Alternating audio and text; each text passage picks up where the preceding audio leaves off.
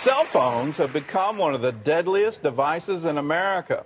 That's because people are using them to talk and text while driving. Now, a new government study shows that texting has led to thousands of deaths in car accidents in just the last several years. Jennifer Wishon has this look at the problem and what's being done about it. It's an epidemic that's spreading behind the wheel, distracted driving.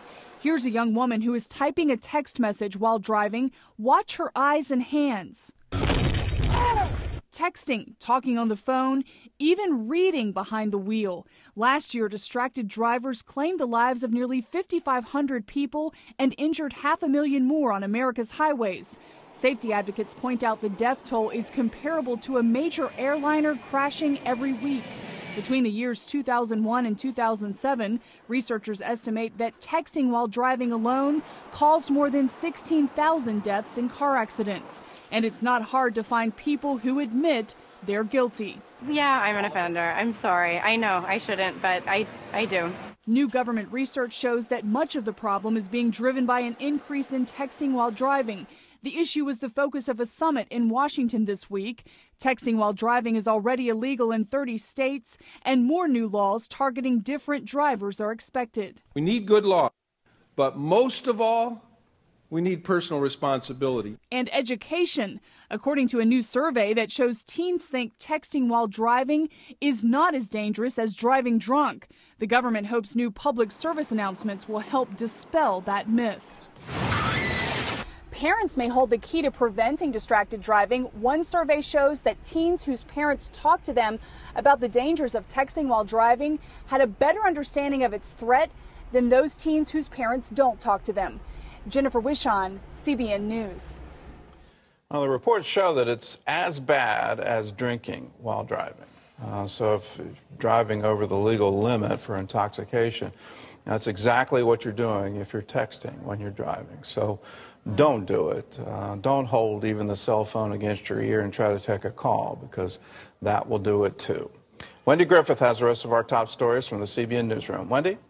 Gordon, waterlogged cities and towns in the upper Midwest are getting hit with another round of heavy rain and flooding. A powerful storm drenched parts of Wisconsin and Minnesota on Thursday, causing rivers and creeks to overflow. The raging waters are threatening towns throughout both states. Water basin flooding is continuing to rise, so it's causing a lot of problems for us. So it's going to be a long day. I feel sorry for the people at Arcadia and just the people that are losing things. I mean, basements are going to be flooded and things like that. And it's just, it's terrible. Police ordered more than 1,500 people in Arcadia, Wisconsin to evacuate their homes in the face of danger. The governors of Wisconsin and Michigan declared emergencies for the affected areas. At least 100 pastors will defy the IRS and endorse political candidates from the pulpit this weekend. It's called Pulpit Freedom Sunday. The churches risk losing their tax-exempt status, but a Christian legal advocacy group says the IRS unconstitutionally restricts pastors' freedom of speech. The Alliance Defense Fund says the pastors hope to provoke a court case so they can have the IRS regulation overturned.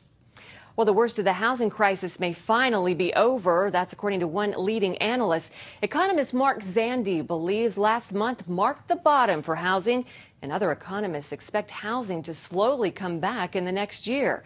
That would be good news for the economy, because a healthy housing market is important for a strong economic recovery from a recession. Gordon?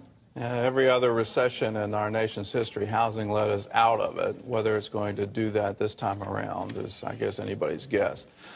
Certainly, it's been the lowest home construction rate, lowest home buy rate in 15 years. So trying to come back from that kind of a dip, it's going to take a while.